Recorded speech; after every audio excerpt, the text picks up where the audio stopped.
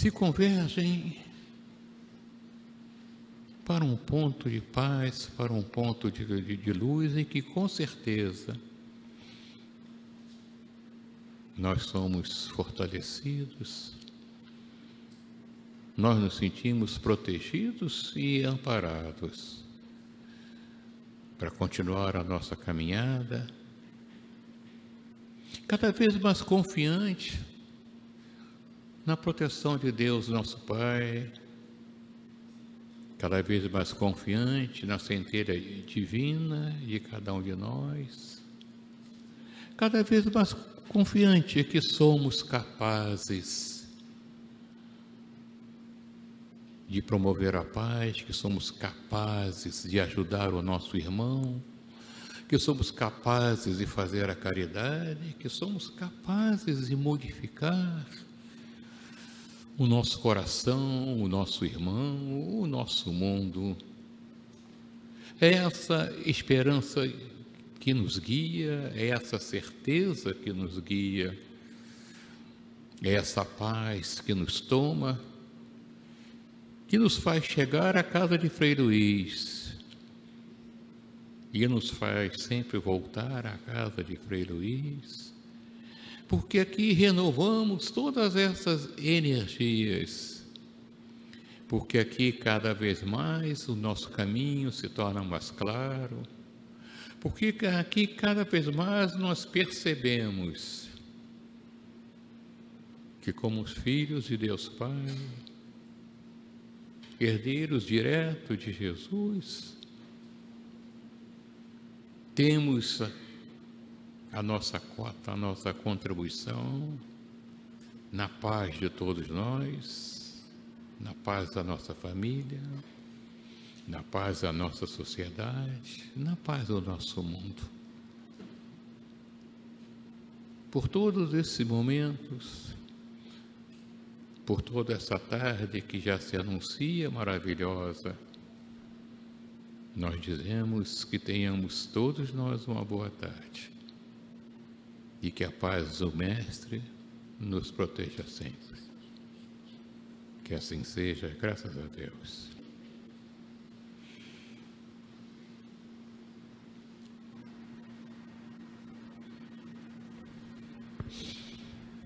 Bem, meus irmãos, dando início então à nossa palestra, eu vou pedir ao meu irmão Willy que faça a mensagem do dia. Então, Willy, por favor.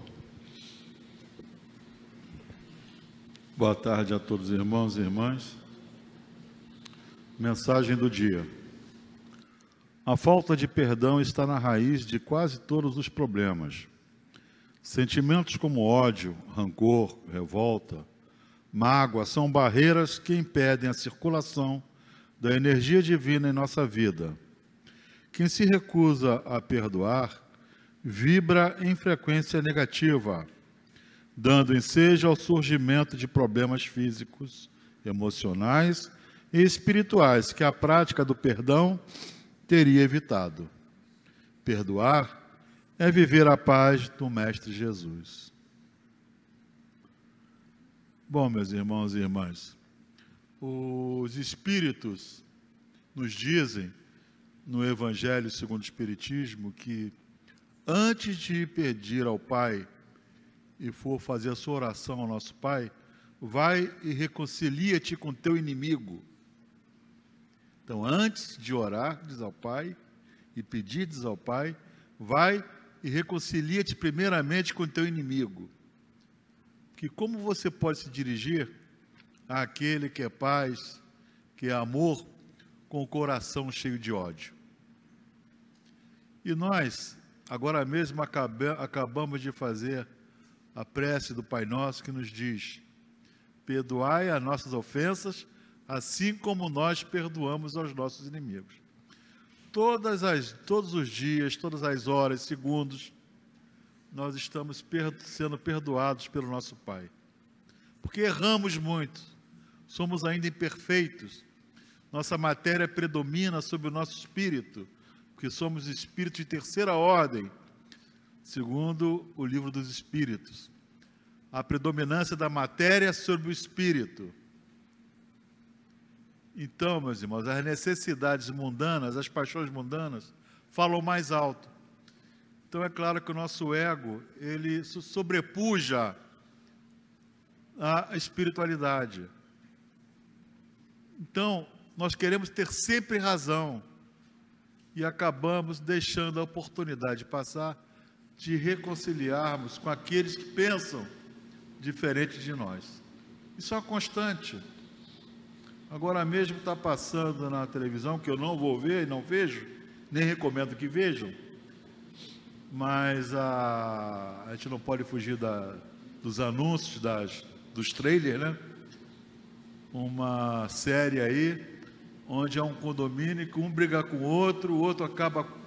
Coisa horrível aquilo, mas é o que acontece realmente.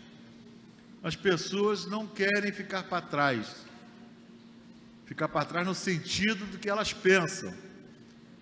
Que o mais forte é aquele que supera, o silêncio é a melhor resposta para se evitar problemas. Melhor resposta a qualquer ofensa, a qualquer admoestação, é o silêncio. O Chico Xavier, nosso grande Chico Xavier, ele falava, quando alguém for brigar com você, e você sentir aquela vontade de responder, pega um copo d'água e toma, mas não engole a água não, fica com ela na boca. Até a pessoa parar de falar. Quando ela parar de falar, você joga a água fora e se retira. Porque você evita uma série de coisas. Você gasta muita energia. No livro Contos e Apólogos, tem uma passagem de um presidente do centro espírita chamado Belarmino Bicas. E ele desencarnou. É um homem que fez várias palestras no centro espírita. Sua vida era dedicada à caridade no centro espírita. Ele ouvia os necessitados lá no centro que ele presidia, até que ele desencarnou. E quando ele chegou na espiritualidade, ele pensou que fosse ficar num local muito bom, excelente. E eu falei, não, Belarmino Bicas, aqui não. Você foi quase um suicida. Como eu fui quase um suicida? Se eu trabalhei, ouvi os necessitados. Olha só, Belarmino Bicas, vou pegar sua ficha aqui. Diz que todos nós temos um cadastro lá, né? Eu vou pegar a ficha do Belarmino Bicas aqui. Você diminuiu no seu tempo de vida, entendeu? 20 e poucas mil horas de fluido vital. Mas como? Olha só. Quantas vezes você brigou com o seu barbeiro? Quantas vezes você brigou com o motorista de ônibus? Quantas vezes você brigou com sua esposa? Quantas vezes você brigou com o filho? E foi falando. Essa energia poderia ter sido usada para outro propósito, já que você era um espírita e quem é muito foi dado, muito é cobrado. Você tinha mais entendimento. E Belarmino Bicas realmente caiu em si, viu? E quantas energias nós gastamos discutindo com coisas fúteis, que passa batido, tem que passar batido. Tem um amigo meu que fala, em tom de brincadeira, mas ele é uma coisa séria, que a gente tem que ser que nem chuveiro elétrico velho. Chuveiro elétrico velho não liga, né? Não é verdade? E se ligar, não esquenta. Tem que passar por aí, meus irmãos. Vamos gastar nosso tempo com outras coisas. É tanta firula, usar um termo bem popular, firula, que a gente vai se desgastando. Mas a maturidade, eu acho que com o tempo, a gente vai ficando um pouquinho mais velho, né, mais maduro, a gente vai passando por certas coisas com mais tranquilidade. Já não causam tanta coisa ruim, tanta ansiedade na gente, querer responder. Eu tenho razão. E daí? Ainda mais agora que a gente vive uma polarização em tudo, onde você tem que tomar cuidado com tudo que você fala. Não é verdade? A gente não pode falar uma coisinha fora da vírgula, que vem um politicamente correto e te cobra. Então é melhor ficar calado, falar quando for perguntado, responder, se for o caso, orientar, sem querer mudar a personalidade da outra pessoa, E por aí vai. É assim, nosso fardo já é pesado demais. Então, se a gente colocar ódio, rancor, como está aqui, revolta, mágoa, encher mais esse saco, a gente vai andar com a corcova bem, quase se arrastando. Esse fardo fica mais pesado. Deixa ele mais leve, né? Preocupar com as coisas que realmente nos interessam, né? E fazer pelos outros aquilo que a gente pode, dentro das nossas possibilidades que nos permitem. Uma palavra amiga, uma visita cordial para o enfermo, uma prece dentro de casa, são coisas do que ficar discutindo, coisas, né? Aquela pessoa tira a flecha na gente, e quando a gente responde é porque a flecha nos acertou, né? Se a pessoa entrega um presente para a gente não recebe esse presente, de quem é o presente? Continua sendo da pessoa, minha não é. Eu não quero receber isso. Vamos receber coisas boas, absorver coisas boas, e com certeza a nossa energia vai ficar bem melhor. Olha bem o que eu estou falando para vocês. Silêncio é a melhor resposta. Graças a Deus. Obrigado, Willy. Por falar em coisas boas, eu tenho coisa boa hoje, porque o nosso palestrante hoje, o nosso irmão Odilon Bezerra, da Sala 11, também trabalha às quintas-feiras na seção de dependência química. E o Odilon nos traz hoje um assunto muito pertinente aos dias de hoje. Muito pertinente a cada um de nós. Que eu não vou dizer qual é, porque eu vou aguardar a palavra do meu irmão. Odilon, obrigado mais uma vez pela presença. E com certeza toda a espiritualidade amiga do teu lado vai te intuir. Obrigado.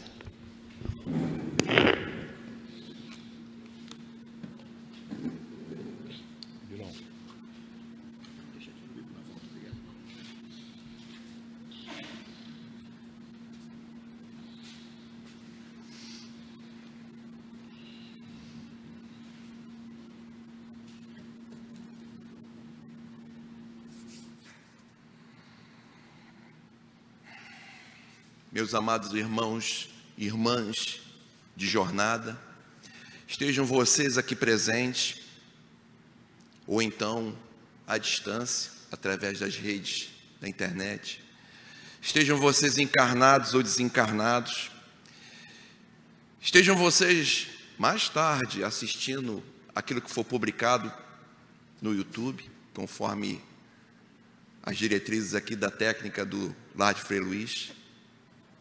Namastê. E para aqueles que não sabem o que significa, esse comprimento que tem mais de 10.000 anos, é o comprimento mais livre de qualquer tipo de discriminação que possa existir, porque ele significa, na nossa rica língua portuguesa, porque é sânscrito, e é uma linguagem que na Índia é usada para as coisas sagradas, ele significaria: a presença de Deus reconhece e reverencia a presença de Deus em você. Então não interessa quem é você, não interessa a sua condição atual como encarnado, não interessa quanto de débito você tenha ou quanto de virtude já desenvolveu, não interessa a sua cor de pele, quanto você tem no bolso, não interessa o grau de instrução, nada. É simplesmente o reconhecimento de alguém encarnado, filho do Divino Pai, imortal, olhando um outro semelhante, na mesma jornada na matéria, e reverenciando e reconhecendo esse irmão. O tema hoje, que o querido irmão me deu, é droga e obsessão. Mas antes disso eu queria falar uma coisa. O Cristo, aquele que conhecemos na personalidade de Jesus na terra, essa entidade excelsa, responsável por toda a vida em um planeta, e eu estou falando do Cristo planetário, porque o Cristo é um grau hierárquico, e existem outros níveis. Tanto é que o Sol é um Cristo, de uma hierarquia maior do que o Cristo de nosso planeta, do que o Cristo de cada planeta. E assim vai adiante. O Cristo não falha. O Cristo é capaz de antecipar tudo que aquelas vidas sobre sua responsabilidade podem vir a realizar, os caminhos que podem seguir. E Ele que faz a vontade do Pai, Ele é a vontade do Pai. Eu e o Pai somos um. Eu vivo para fazer a vontade de meu Pai. Afirmou, sem nenhuma demagogia, porque ele não usava desse tipo de subterfúgio, disse: nenhuma das ovelhas de meu Pai se perderá. Foi uma afirmação que não permite nenhum tipo de dúvida, porque foi um Cristo que afirmou em voz humana em meio a nós. Ele não falha. O trabalho de um Cristo é maximizar a possibilidade de evolução de todos os seres, todas as entidades sob sua responsabilidade. E aí vai do arcanjo, que são os assessores mais próximos dele, até as entidades mais inferiores que nele estão, que no planeta está. Ele prevê tudo. E ele usa o livre-arbítrio de cada um, e esse livre-arbítrio não é total e irrestrito, ele tem parâmetros para maximizar a oportunidade de todos, para que todos cresçam, todos amadureçam, sem tirar de cada um o mérito dessa realização. Então, meus irmãos, eu quero dizer uma coisa: o que vemos no planeta agora, aqueles que veem sombras terríveis no horizonte, aquele que vê possibilidades aqui na nossa nação, vamos falar do Brasil, de coisas que nunca poderíamos imaginar que um dia poderia acontecer aqui, agora, está sob o controle do Cristo. E está ocorrendo segundo as necessidades de cada um de nós, para que a gente possa alcançar as bem-aventuranças por mérito próprio. Vamos lembrar que somos imortais. A gente conta muito tempo, e conta o tempo baseado na personalidade, que tem 80 anos, 60 anos, 30 anos, 40 anos. Faz sentido um imortal contar tempo? Aquele que é imortal vive o presente, um eterno presente. Para a verdade, o tempo é uma convenção, né? Uma convenção. A Terra completa um giro sobre o seu eixo, aí demos o nome de dia. E aí dividimos esses dias em 24 horas. Dividimos a hora em 60 segundos. Tá bom, então o tempo convencionado tem a ver com o planeta. Pronto, vamos tirar você do planeta, vamos sair do planeta e vamos para o espaço. E agora, que horas são? Você está no espaço, que horas são? Aí vão perguntar, mas hora do quê? Do Rio de Janeiro? De São Paulo? Não, você não está mais na Terra. Então que hora? Mercúrio gira tão lento que o dia demora mais do que o ano. Quer dizer, para dar uma volta em si, ele leva mais tempo do que dar uma volta inteira no Sol. Então a convenção do tempo é só uma referência para nós. Sendo nós imortais, a gente deve ver o presente. Por exemplo, em casa eu tenho minha esposa e minha amada filha, minha outra filha e meu amado neto e meu genro. Os amo profundamente e aprendi o quanto eles são importantes na minha jornada, porque estão me dando a oportunidade de me redimir e de aperfeiçoar o pouco de bom que eu tenho. Os amo profundamente, mas agora nesse momento o exercício de amor deve ser a todos os presentes aqui. Eu não deixo de amar eles lá não, eles estão no meu coração agora, mas eu não estou com eles agora. o Pai me colocou aqui diante de vocês, para servi-los na medida de minhas precariedades, mas com toda a boa vontade que eu puder. E aqui eu devo exercitar esse amor. Daqui a pouco estarei com elas. E enquanto eu exercito esse amor aqui, eu não deixo de amá-las. Mas o foco é esse, é o presente. Eu devo estar aqui presente. Então, queridos irmãos, o mestre não falha. E as sombras que vemos no horizonte faz parte do plano. Não há nada fora do plano. Por mais desagradável que nos seja, por mais aflitivo que nos seja, não existe nada fora do lugar. Nós não temos essa liberdade de impedir que um Cristo faça a vontade do Pai. Já pararam para pensar nisso? A gente tem a soberba de achar que a gente pode impedir a evolução do planeta, a evolução de outros seres. Isso é uma presunção sem medidas. Tudo está acontecendo exatamente como deve acontecer, apesar de a gente não entender, não aceitar e ser desagradável. O que nos cabe é aproveitar a oportunidade que nos está sendo dada. Porque, Anabra, ele maximiza as oportunidades, mas é seu mérito fazer o que lhe cabe, para aproveitá-lo ou não.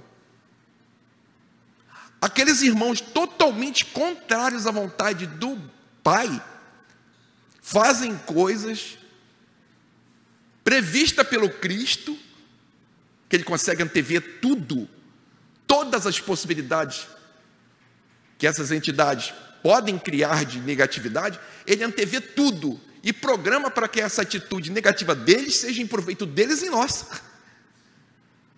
Não está acontecendo a revelia. E quando o mal, aquilo que chamamos de mal, grita muito, porque ele é espalhafatoso, ele quer chamar atenção, ele precisa, ele vive disso. O orgulho, a vaidade, precisa aparecer. Então, se nós estamos vendo sombras muito escuras e atitudes impensáveis dentro de todo o setor da sociedade humana, saiba que poderosamente também o bem está atuando. Só que o bem é discreto, ele não quer aparecer, não precisa. Porque ele precisa que a coisa aconteça. Enquanto o mal está criando turbulência, tentando aparecer, criar medo. Sabe aquela história do vilão no filme, ou no desenho animado, ou na história que for? Na hora que o vilão está para perder, ele faz um escândalo, ele usa dos métodos mais sujos, ele faz de tudo, porque ele não admite que ele vai perder por bem. É o que está acontecendo agora. Então, não temas. Nada tema, porque o Cristo, há 2000 anos, nos convida. Vem tu, segue-me hoje, eu sou o caminho, a verdade e a vida.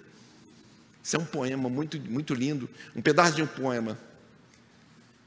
Então, queridos irmãos, lembrem-se disso, não interessa que circunstância possamos vir a presenciar e vivenciar na nossa nação. Não vou falar do mundo, estou falando do Brasil. E vamos lembrar de uma coisa: não existe segurança em corpo físico. A ideia de segurança em corpo físico é ilusório. A segurança está num espírito vivendo a verdade e o amor do Mestre, independente do que vai acontecer com o corpo. Porque corpos, quantos nós já tivemos? Quantos perdemos? E quais eram os motivos? Dignos? Elevados? Não. Perdemos por motivos indignos, fazendo mal ao outro. E quantos vamos perder, mesmo depois que a Terra for um planeta de regeneração? Quantas vezes iremos desencarnar? Faz parte. Mas que seja agora sempre pela causa do Mestre, como ele deu exemplo. Quando questionado e incitado a negar tudo que ele veio ensinar, ele simplesmente ficou em silêncio. E mostrou que, apesar do corpo físico dele ter sido destruído, ele voltou em sua glória maior ainda. Assim como todos os apóstolos e todos aqueles que têm vivido isso. A gente precisa incutir isso em nossa cabeça. Somos imortais. E não devemos sacrificar o imortal pelo mortal. para manter isso aqui, nos rebaixar, sermos indignos da condição de filhos do Pai eterno, que é puro amor e bondade e verdade.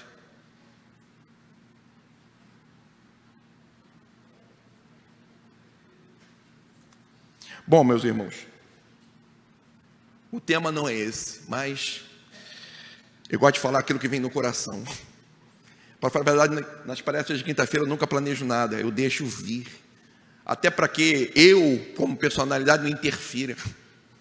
Porque quando vem assim, sem que você escolha, a grande chance de ser mais uma intuição e inspiração do que você vaidosamente buscando um tema para ser reconhecido, admirado. Mas vamos cumprir o desafio que o irmão nos deu. E aqui é o trabalho que eu participo, que é a sala 11, a sala das compulsões. Meus irmãos, Kardec perguntou aos espíritos se eles influenciavam na vida dos encarnados. E a resposta para aquele que já conhece a doutrina é que eles nos influenciam a um ponto que não conseguimos nem imaginar, sendo fato que, particularmente, acabam eles aqui nos dirigindo. Ele nos dirige. Recentemente, na sala 11, a gente, quando acabou o trabalho da sala, sempre há uma reunião para que aqueles que tiveram alguma evidência possam expor o que viu, possam fazer um comentário, dar uma opinião, e todos são muito comedidos de falar aquilo que acha que é pertinente, e não aquilo que deve falar. Eu admiro isso no grupo. Procura falar aquilo que acha que é pertinente, não falar para dizer que tem evidência, não. Eu acho isso lindo, isso é um exercício de disciplina e de humildade. E o nosso diretor espiritual da sala, que trabalha junto do querido preto velho, seu Cipriano, que é o Vanderlei, que é o que trabalha no plano material, a parte da espiritualidade, a orientação dos médios, junto com o diretor Altair, tremendamente generoso no que faz, no acolhimento, no cuidado com todos nós da sala. E num desses dias, ao encerrar, Vanderlei falou assim: meus irmãos, a gente tem que ter cuidado com as influências que nós sofremos, porque praticamente, quando a gente acorda, o primeiro pensamento é o nosso, a partir do segundo é a influência. A partir do segundo a gente está sendo influenciado já. Olha, eu ouso dizer que dependendo da circunstância, nem o primeiro é o seu. Porque se você estiver já envolvido do outro lado, seja com que experiência for, seja com espírito negativo ou positivo, está arriscado você acordar com o pensamento já sobre influência. Então talvez aquele pensamento assim, acordei, seja o seu. A partir daí já não é mais o seu. Então, meus irmãos, o Cristo tem um projeto evolutivo para todos nós. E ele, como prometeu, veio à matéria, se fez de matéria, se fez homem para mostrar como nós homens, e quando eu falo homem, estou falando de humano, deveria fazer para alcançar outros patamares na existência dos planos da vida. Ele veio, e quem pensa que aquele projeto dele sucumbiu? Não, era exatamente o plano dele, aquilo que aconteceu. Poxa, mas teve tanta morte, tanta crueldade. Lembrem-se, corpos têm a finalidade de nos proporcionar experiência, eles vão ficar para trás. O que cabe é o espírito despertar, e espíritos ainda muito rudimentares precisam do atrito na matéria, e esse atrito tem a ver com dor, não só física, mas emocional, mental, para que ele por si só se movimente em busca do que é melhor, porque senão a gente fica estagnado, parado. Por que normalmente procura ser espiritualidade? Por amor ou pela dor? Essa resposta é clara, né? É raro aquele que busca pelo amor. Já está buscando por amor porque já passou por muitos níveis de dores em outras existências. Ele já adquiriu isso como índole. Não vou esperar mais. Mas aqueles que ainda não assumiram essa caminhada, precisam da dor, bendita dor. Bem-aventurados os aflitos, o mestre disse. Porque essa aflição leva ele a se movimentar. No início ele se movimenta para fazer coisa pior, até que percebe, essa coisa pior que eu estou fazendo está me dando mais aflição, eu tenho que ir na outra direção. No passado você estava aflito, aí você era um rei, e aí aquele vazio. Como é que tu resolvia isso? Nossa, o reino aqui do lado tem tanta coisa, vou lá roubar, destruir tudo, e vou ficar com a rainha dele. E aí ele achava que adquirir o reino do outro, a rainha do outro, era o que trazia felicidade. Acabou de se endividar mais ainda, mais sofrimento ainda. Já fizemos aqui tudo isso, de várias formas.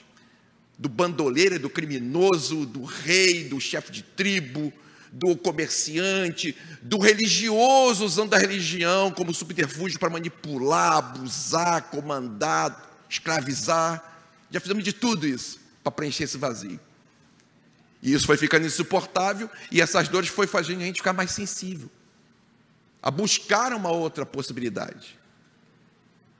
Então o Cristo desceu e realizou a tarefa dele. Foi para o plano espiritual, mas continuou regendo a atividade. Aquilo precisava se propagar para o mundo. Não era para a Palestina, para os judeus, era para a humanidade. E é o que acontece? Roma, que era praticamente o mundo antigo, depois de muito resistir e de matar muitos cristãos, fazem o quê? Assume como religião oficial o cristianismo. As duras penas, mas assumiu. E aí estendeu para outras terras o cristianismo, a verdade e o amor do mestre. Acabando Roma, começou a transição para a Idade Média. O processo precisava continuar. A Revolução Francesa foi continuação da mensagem do mestre. Igualdade, fraternidade e liberdade. Na essência era aquilo que o mestre queria. Mas é claro, feito por seres imperfeitos, com dificuldade, acabou sendo deturpado. Mas criou no mundo e migrou para as Américas a ideia de quê? Acabar com a escravidão. Olha, isso já era muito perto de um planeta onde muitos escravos existiam, de todos os tipos, não só negros não, brancos, gregos, romanos, egípcios, existia escravo de todo tipo no planeta. E aí começou o movimento contra essa ideia de possuir o outro como uma propriedade.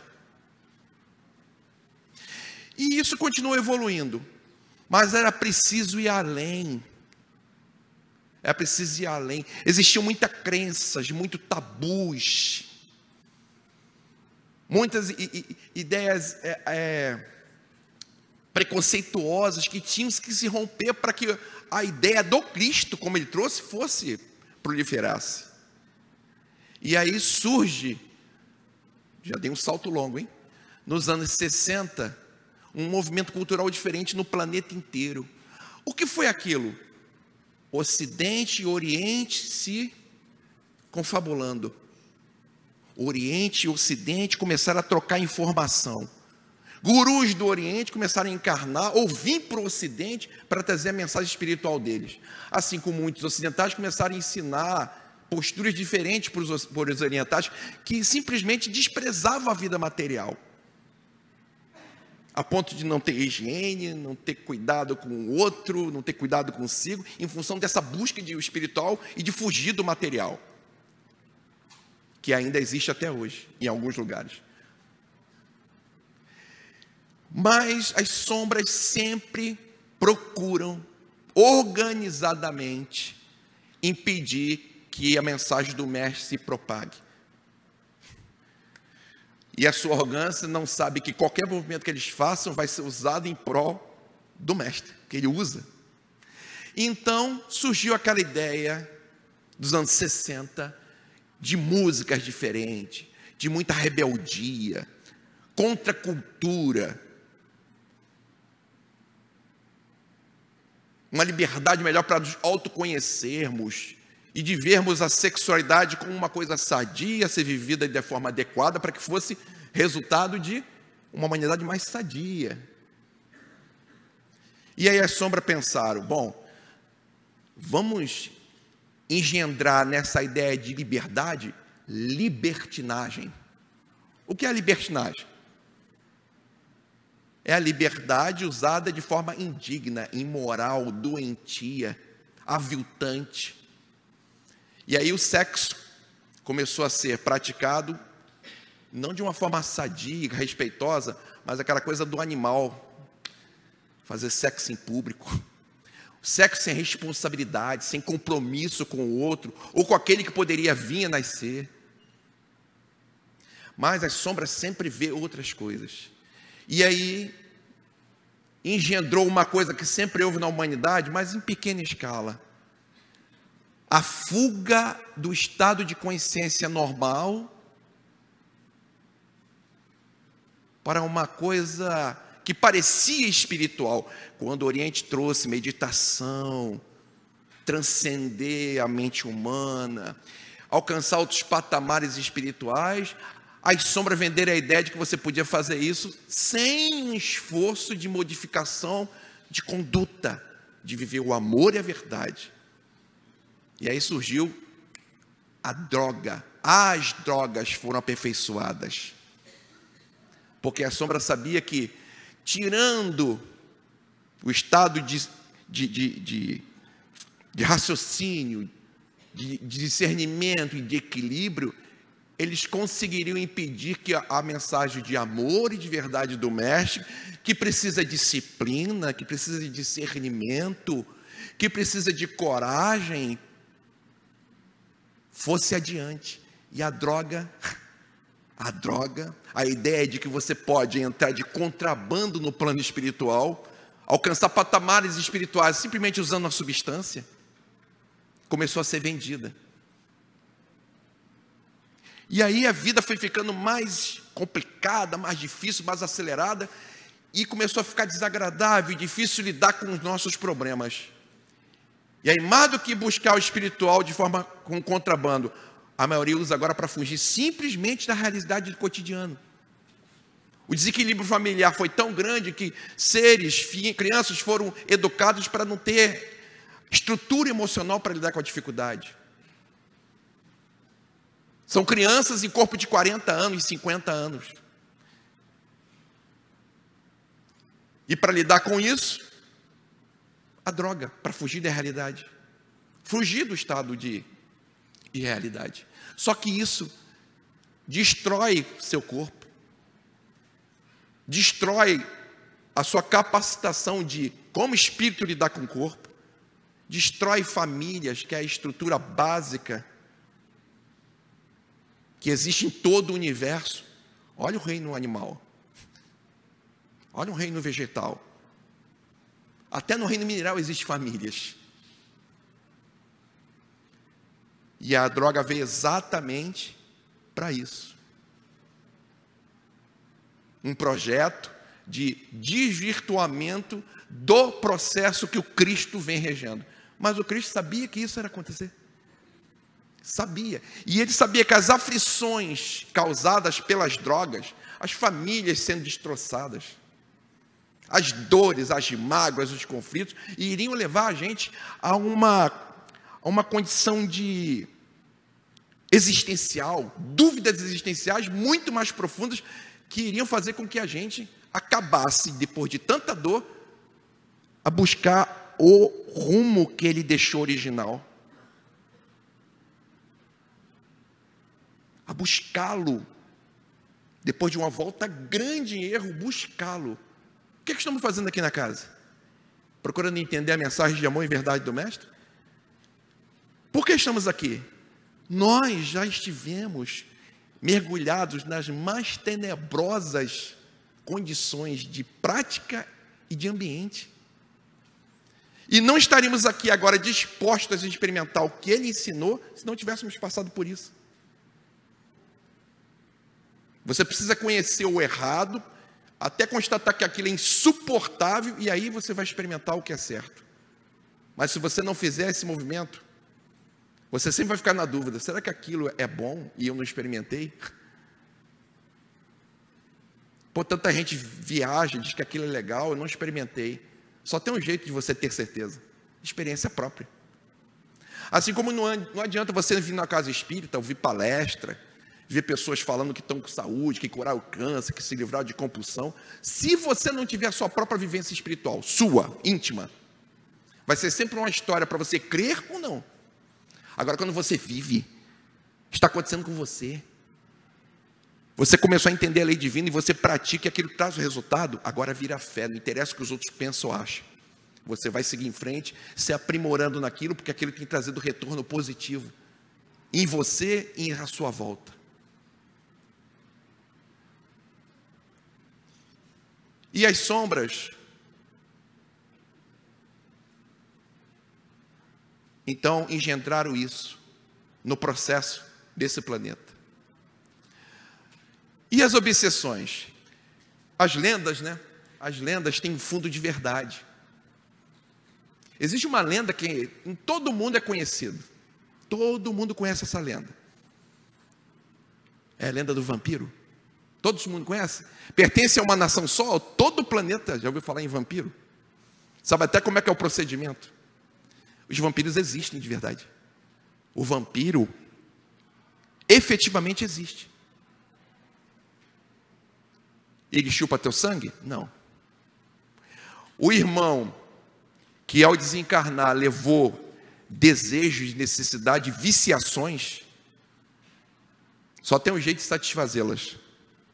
No plano espiritual ele não obtém nada daquilo. Ele não obtém a droga, ele não obtém o sexo, ele não obtém nenhuma viciação daquela. E como é que ele, que ainda não entendeu que essa viciação afasta ele da fonte divina e causa mais infelicidade, como é que ele vai resolver isso? Como ele ainda não descobriu a mensagem do mestre nem aceita, ele precisa continuar usufruindo, satisfazendo esse desejo. Como ele vai fazer isso?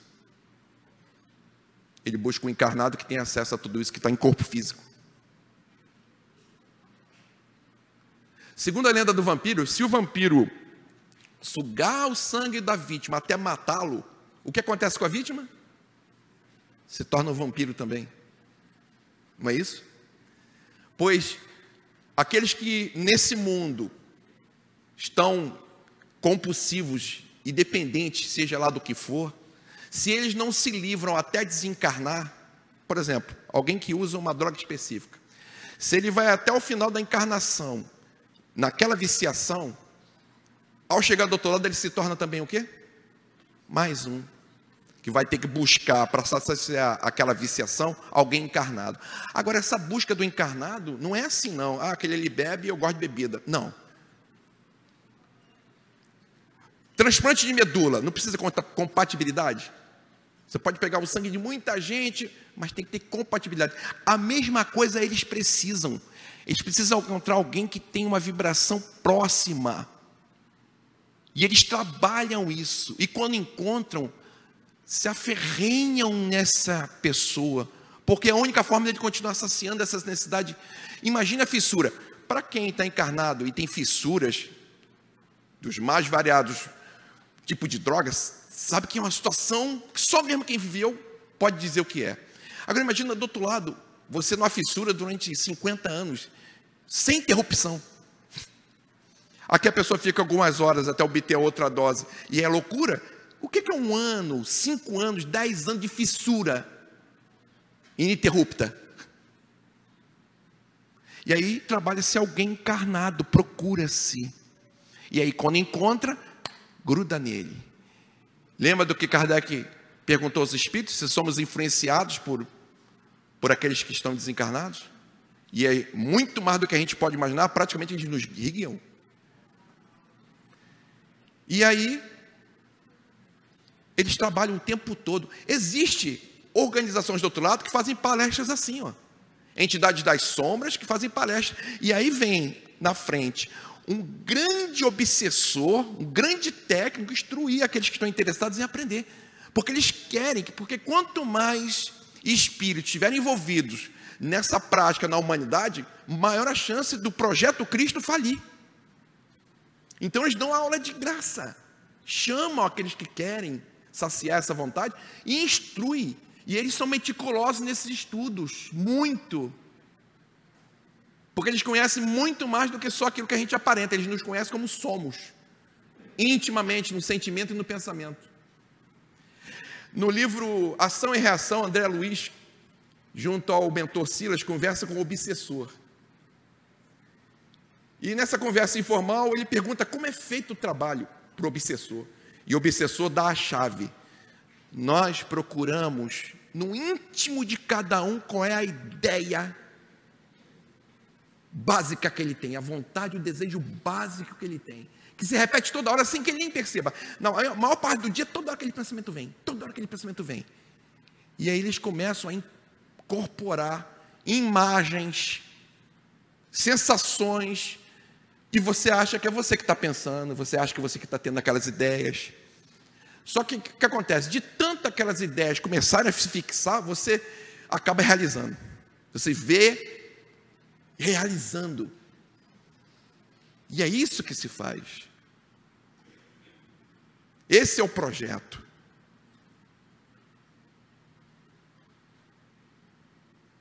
Está acontecendo agora. É a grande flagelo da humanidade, é a droga. Estão investindo tudo para destruir o nosso projeto evolutivo com isso. Mas, como eu disse no início, o Cristo está usando exatamente isso para criar aflições que estão levando a gente a despertar mais profundamente ainda para pensar quem somos, para perceber que não somos aquilo no espelho, só aquilo que está no espelho. Porque se não fossem as aflições, não estaríamos aqui agora, estaríamos cuidando da nossa vida cotidiana, em comer, dormir, beber, praticar sexo, passear, curtir, estagnados. A ideia é que você venha numa casa espírita, numa casa budista, numa casa evangélica, seja onde for que você está tentando livrar a aflição, mas mais do que descobrir quem você é, mais do que tratar desse corpo, você despertar para a perspectiva de que você é um ser imortal e que a vida humana é só um estágio. Por que nós estamos ouvindo isso? Porque as aflições nos levaram a gente num ambiente desse, onde tratar do corpo implica em se autoconhecer de verdade, como nunca nos conhecemos.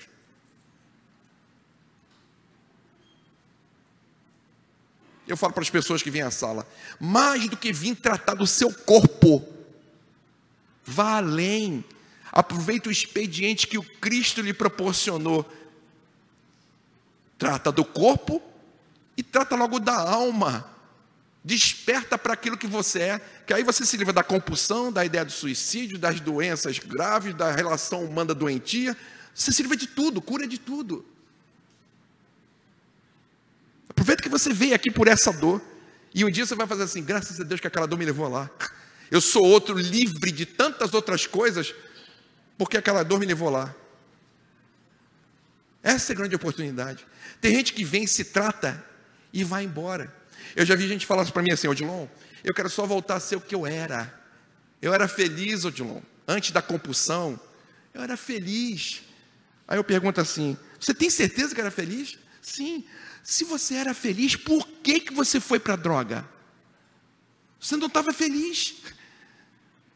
Quem está feliz não busca fugir da realidade, está feliz com a realidade. Sabe por que você foi para a droga? Você estava mentindo para você. Você vivia uma falsa ilusão, uma falsa satisfação, e aí foi procurar a fuga dessa realidade. Caiu na droga. Então agora que você encontrou respostas, faz sentido para você que você anda ouvindo aqui? A prática disso, mais do que ajudar você com a compulsão, tem feito você a entender melhor a vida, ver com mais tolerância, com mais paciência, aprender a perdoar, ter mais compaixão, ter se emocionado mais de verdade com o outro. Vá além de apenas cuidar da compulsão, ou apenas cuidar da ideia do suicídio, ou apenas cuidar de uma doença terminal. Vá além disso, porque o expediente das dores tem a finalidade exatamente disso. Despertar, é o atrito, como o oriental fala, é no atrito que a consciência desperta. A gente vem à matéria, porque a matéria é totalmente oposta ao espírito. E nesse conflito entre você e espírito, lidando com a matéria com tanta dificuldade, um corpo que pesa, um corpo que fede, tem que lavar, tem que alimentar, dói. Fora as coisas que são da consciência, magoar o outro, ser magoado, trair, ser traído, acovardar-se, criar mal e depois ver esse que você ama sofrer. Aí são os atritos internos da psique, da consciência. que dói mais do que no físico. Dói mais do que no físico. Eu encontrei na sala uma senhora que tinha mais ou menos quase 70 anos. Eu estou lá há 12 anos. Ela já tinha uns 3 anos se tratando no Frei Luiz. E eu ouvi dela falar para mim assim: Odilon, quando eu cheguei no Frei Luiz, eu entrei, eu tinha acabado de usar ali fora a substância que eu era dependente. Ainda tinha em mim um pouco dessa substância na cara. Eu entrei assim, Odilon. Mas olha, nunca me senti tão bem. Eu dormi, Odilon. Depois daquela primeira vez comigo, eu dormi de verdade. Eu falei, irmão, tem mais disso. Dormir foi tão bom, deve ter outra coisa. Ela veio chorando, gritando, com toda a dificuldade, porque os obsessores, esses irmãos, esses vampiros, não querem que você largue. Porque se ele perde você, trabalhar para encontrar um outro vai demorar. Já ouviu falar que o bêbado é protegido, né? O alcoólatra é protegido? Nossa, o cara completamente alcoolizado, não consegue ficar em pé. Como é que ele dirigiu o carro? Ele estava completamente inconsciente, ele dirigiu o carro e chegou em casa. Sabe quem te protegeu? O teu obsessor, porque se tu morrer, ele perde. Se você desencarna, poxa, até ele trabalhar um outro cara para poder usufruir da droga, então ele protege você. Mas não é por amor, é para continuar te usando. Então isso é verdade. Às vezes ele não consegue sempre. Às vezes você vai até indo um pouco além e de uma hora para outra está do lado dele. Porque tu vai virar um vampiro também. Mas vamos lá, ela falou para mim assim: Odilon, aqui no Frei Luiz, enquanto eu me tratava aqui, eu descobri que estava com câncer no seio. E aí, busquei o recurso da casa. Eu fui tratar na sala 1, fui ao santuário e procurei os médicos lá fora. O preparado que eu fiz aqui, Odilon, mas o trabalho dos médicos me curou, estou livre do câncer. Mas eu sei que não foi só o médico e vim aqui, mas compreender as mudanças que eu tinha que fazer na minha forma de sentir e pensar. E eu tenho feito, na medida do possível, força para isso, Odilon. Odilon, eu estou livre do câncer e eu estou limpa há 2 anos, uma coisa assim, 2 anos. Mas eu continuo vindo aqui, porque eu continuo adicta. Eu sei que se eu parar, eu vou cair de novo. Aí ela falou para mim assim, uma outra vez: Odilon, me explica uma coisa. Olha, eu estou limpa. Eu consigo resistir, eu não uso. Mas toda noite eu me vejo fazendo uso de droga. Com um montão de gente, de seres que eu não sei quem é. Em ambientes inimagináveis. Eu me vejo usando. O que é isso? O que é isso? Aqui, consciente, no corpo, ela falava, não vou usar, e não usava. Mas quando você se desdobra para o plano espiritual, quem de nós está consciente? Alguém aqui, quando dorme, fica consciente, curte o barato do astral, consciente? Ou às vezes quando percebe as coisas todas, porque você está sonambúlico. E o que acontece? Você se desdobra, o que manda em você é a vontade primária que você tem. E como você não tem a resistência, você vai buscar saciar. Ela aqui falava assim, não vou usar, não quero. Mas quando dormia e saía do outro lado sonambúlica, ela ia buscar o quê? O que estava mal, não estava resolvido nela. Ela ia buscar outros encarnados e desencarnados e vampirizava quem estava encarnado. Era durante a noite, se desdobrava, juntava-se com espíritos encarnados ou não, para vampirizar quem estava encarnado. Solução. Tem solução? Ela perguntou, o que eu faço? Bom, o mestre nos disse, pede e receberás, procure e acharás, bate e a porta se abrirá. Minha irmã, toda noite, com toda sinceridade, a mesma sinceridade que fez com que você viesse aqui esse tempo todo lutar contra a compulsão a ponto de ficar limpa, você peça ao Senhor da vida que não permita que ao sair do corpo dessa forma tão inconsciente que você vai saciar à vontade. Que o teu mentor impeça você de fazer isso. Vamos fazer uma coisa? Já que você vem ao Frei Luiz, apesar de todas as dificuldades, você não vem, tem que pegar a condução, aparece um montão de obstáculo, mas você não vem, peça então para que, já que você tem aqui para algum lugar, que à noite você venha ao Frei Luiz também, porque o Frei Luiz aqui é muito maior do outro lado. É uma colônia. Então peça em prece sincera, mestre, que durante a noite, mestre, ao deixar meu corpo em repouso, Não permita que eu vá saciar essa necessidade que ainda está incutida em mim e que eu não superei.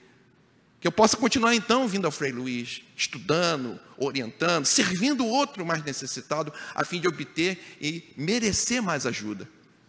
Passou algum tempo, ela veio para mim e falou: Odilon, não estou tendo mais os sonhos.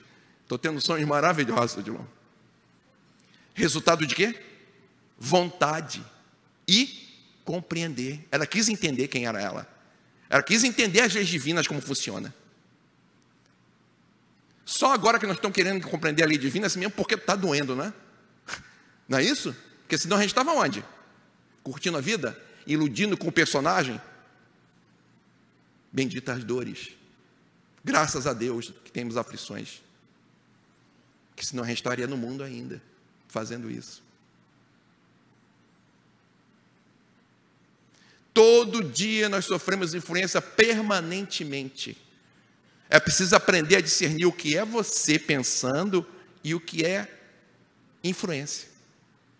Mas você só faz isso se autoconhecendo, estando alerta, porque é permanente. Não existe um lugar que você esteja só. Não existe isso. E existe aqueles que querem nos prejudicar. Tem aqueles que se aproximam para saciar a viciação. Tem outros que não, o projeto é nos destruir. São irmãos magoados do passado que viram nessa possibilidade destruir o teu projeto. Porque vai tirar você da tua razão, do teu equilíbrio. Isso vai repercutir em toda a sua volta. E você vai falir nesse projeto reencarnatório para se redimir e para dar passos positivos. Então, ele não está ali porque ele é um viciado. Existe a possibilidade de alguém no plano espiritual catar um espírito tremendamente doentio e alienado, trazer até você e acoplar esse espírito doente na tua áurea, para que dele emanações negativas converta-se para você e te adoeça. Vocês querem ver um exemplo disso? A face oculta da medicina, do Dr. Paulo César Frutuoso. Ele conta um caso desse. Num hospital, uma mulher internada com o coração, com um líquido em volta do coração, com inflamação que não tinha antibiótico que resolvesse. Não tinha tratamento que fizesse que resolvesse. Pediu ao Rocha Lima para poder ir com o vidente, com o Gilberto, para ver o que estava acontecendo. Ao chegar lá, viu-se que a mulher deitada na cama e ao lado dela uma entidade que, com certeza, alienada, ela não estava ali por escolha, estava conectada a essa mulher, e desse ser, desse espírito tremendamente doentio, emanava aquela carga deletéria que estava adoecendo ela. E aí fizeram o quê? Recolhe-se aquele espírito. Como é que ele estava ali se ele é alienado? Ele não estava ali porque queria. Alguém implantou. Alguma entidade técnica conhecida, ou contratada, ou por interesse próprio, em destruir aquela mulher, e impedir aquele espírito de ter uma vida, trouxe e acoplou. Tirou-se o espírito, recolheu para socorro. Imediatamente aquilo se resolveu.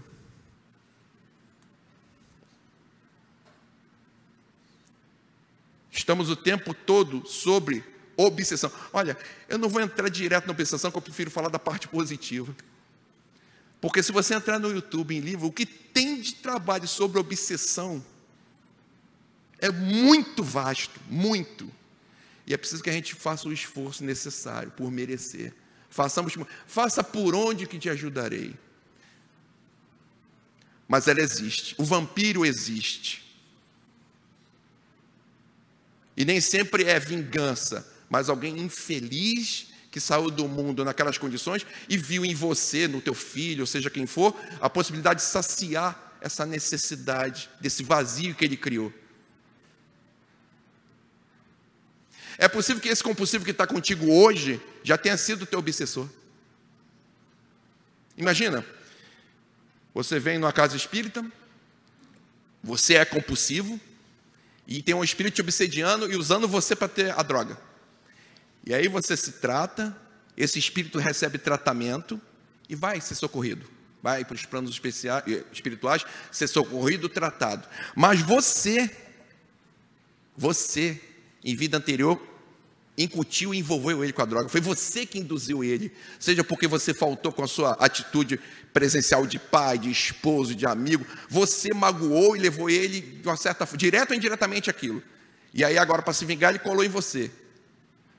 E quer te destruir exatamente com aquilo que ele desenvolveu de ruim pela sua falta, a droga. E você se tornou também um compulsivo. E aí você vai na casa espírita, você trata a tua compulsão, ele é retirado e vai para o plano espiritual. E você consegue naquela vida se curar da compulsão. Chegando no plano espiritual, ó, agora vocês têm que descer, se encontrar, porque ele continua compulsivo e você tem responsabilidade com isso. Como é que vai ser? Você vai receber ele como filho, mãe, esposa? Porque agora você vai amar como não amou no passado. Agora você vai dedicar a amá-lo, cuidar dele como você não fez, para quitar essa culpa que você tem e ajudá-lo a sair daquilo que você levou a ele. Aí encarna agora, é teu filho, é tua esposa, é teu irmão. Não é um acaso que você está com esse compulsivo. Você tem ligações com ele. Seja grato. É possível que você não consiga tratá-lo, ele desencarne disso? Claro, vamos ser verdadeiro aqui, é possível. Mas lembra, desencarnar não é morrer. É só mais uma desencarnação. E se você não desistir do teu projeto de amor e de serviço a ele, você vai encontrá-lo mais adiante, mais capacitado ainda para servi-lo. Mais capaz de amar ainda. Muito mais. Vamos aproveitar essa oportunidade.